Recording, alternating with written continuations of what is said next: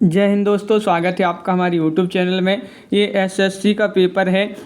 इसमें देखिएगा बहुत ही महत्वपूर्ण क्वेश्चन आंसर पूछे गए थे। तो जैसे फर्स्ट क्वेश्चन पूछा गया कि दिए गए शब्दों के पर्यायवाची शब्द चयन करना है, तो सभी लोग पहले वीडियो को लाइक अवश्य कर लेंगे एक बार। यहाँ पर देखिएगा, यहाँ पर बताना है पर्यायवाची शब्द। अम्ल का पर्यायवाची क्या माना जाता है, ये आपसे पूछा गया है।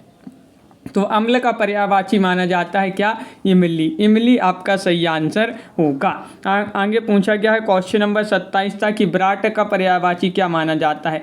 विराट का पर्यायवाची पूछा गया क्वेश्चन नंबर 27 में। तो विराट का विशाल माना जाता है। पर्यायवाची क्या माना जाता है, विशाल। आया, आया का पर्यायवाची क्या माना जाता है। आया इस प्रकार लिखा है, ये आया, इसका पर्यायवाची क्या माना जाता है। 28वां क्वेश्चन आपसे यहाँ पर पूछा है, आया का धानी आपका सही आंसर होगा। क्वेश्चन नंबर 29 आपसे पूछा गया है, निम्नलिखित में से स्पर्श व्यंजन कौन सा है। स्पर्श व्यंजन आपके लिए यहाँ पर 29 में बताना है। डी आपका सही आंसर है। छा जो है स्पर्श व्यंजन होगा, डी वाला विकल्प आपका सही आंसर है। कौन सा तत्सम शब्द है। तत्सम शब्द आपके लिए 30 में बताना है। महत्वपूर्ण क्वेश्चन यहाँ पर पूछा गया है और आप सभी का आम्र जो है ये तत्सम शब्द माना जाता है, आम्र। आगे बढ़ते हैं तो क्वेश्चन नंबर आपसे 31 पूछा गया है, शुद्ध वर्तनी कौन सी है। शुद्ध वर्तनी पूछा गया 31 में। 31 में अंजलि इस प्रकार सही लिखते हैं, शुद्ध वर्तनी होगा अंजलि। महर्षि का महर्षि शब्द में कौन सी जो है संधि होगी। महर्षि में आपके लिए बताना है। 32वां क्वेश्चन यहाँ पर पूछा गया है, महर्षि होगा। यहाँ पर महर्षि में गुण संधि होगी, कौन सी, गुण संधि आपका यहाँ पर सही आंसर होगा।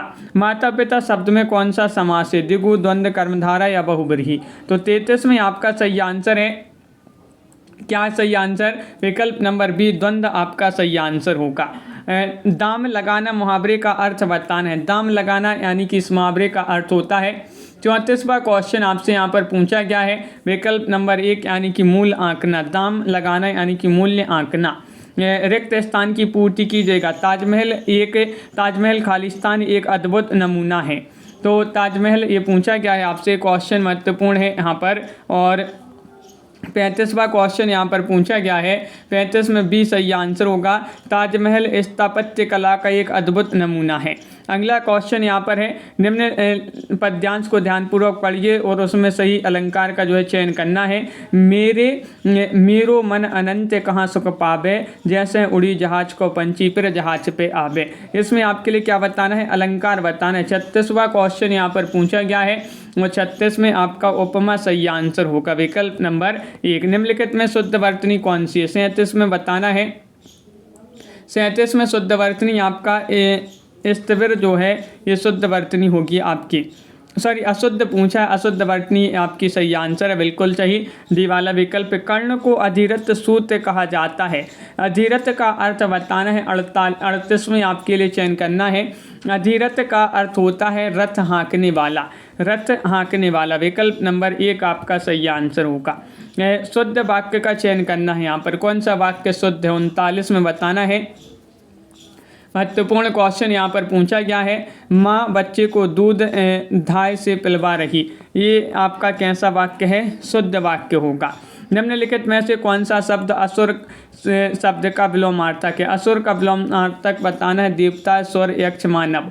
40 में आप सभी का सही आंसर होगा, स्वर आपका सही आंसर होगा, स्वर। अगला क्वेश्चन, निम्नलिखित में से कौन सा शब्द भेद शब्द का अनेकार्थक नहीं है। नहीं है पूछा गया है आपसे 41 में। तो 41 में दर आपका सही आंसर होगा, डी वाला विकल्प। वर्ण ना, मा तथा ढ़ का उच्चारण स्थान बताना है। ये आपके लिए 42वां क्वेश्चन आपसे पूछा गया है। ना, मा, ढ़ का उच्चारण स्थान नासिक माना जाता है, कंठ नहीं माना जाता है, तालु नहीं माना जाता है, नासिक माना जाता है। क्वेश्चन नंबर आपसे यहाँ पर 43 पूछा गया, निम्नलिखित में से कौन सा शब्द स्त्रीलिंग है। स्त्रीलिंग शब्द 43 में आपको चयन करना है। तो स्त्रीलिंग आपका सी वाला, पंक्ति जो है स्त्रीलिंग शब्द माना जाता है। अगला क्वेश्चन यहाँ पर पूछा गया है, भारतेंदु हरिश्चंद्र को हिंदी साहित्य में आधुनिकता का प्रवर्तक खालिस्तान माना जाता है। कवि, साहित्यकार, नाटककार, कथाकार, 44 में आपका सही आंसर है साहित्यकार। साहित्यकार आपका सही आंसर है।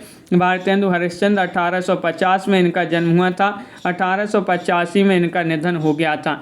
अगला क्वेश्चन है बादलों के समूह को क्या कहते हैं। 45वां क्वेश्चन पूछा गया है। बादलों के समूह को कहा जाता है घटा। क्या कहा जाता है?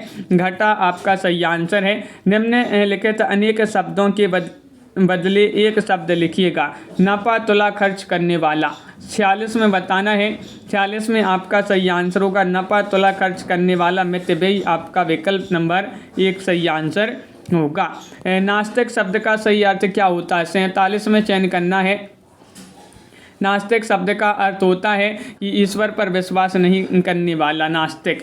कैंची किस भाषा का शब्द? तुर्की, पश्तो, जापानी, अरबी। आपका सही आंसर है तुर्की। तुर्की यहाँ पर सही आंसर होगा। अगला क्वेश्चन यहाँ पर देखिएगा। निम्नलिखित में से कौन सा शब्द तद्भव है?